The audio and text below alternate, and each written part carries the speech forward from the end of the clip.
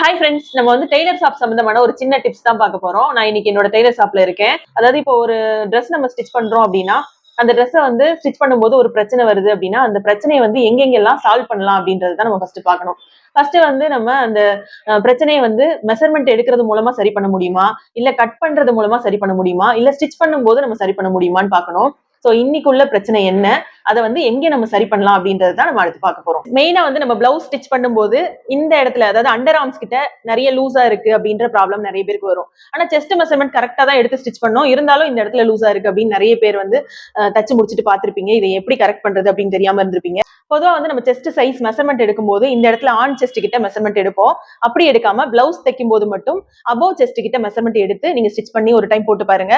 உங்களுக்கு பிளவுஸோட ஃபிட்டிங் வந்து ரொம்ப சூப்பரா வரும். ஸோ பொதுவா நம்ம செஸ்டோட மெஷர்மெண்ட் வந்து இந்த இடத்துல எடுப்போம், இந்த இடத்துல எடுப்போம். சரியா? சோ இந்த இடத்துல எடுக்கிறதுக்கு பதிலா பிளவுஸுக்கு மட்டும் இந்த இடத்துல மெஷர்மெண்ட் எடுங்க. சோ இங்க உள்ள மெஷர்மெண்ட் எடுத்து நீங்க பிளவுஸ் ஸ்டிச் பண்ணீங்க அப்படின்னா உங்களோட பிளவுஸோட ஃபிட்டிங் வந்து அண்டர் ஆர்ம்ஸ் கிட்ட பெர்ஃபெக்ட்டா வரும்.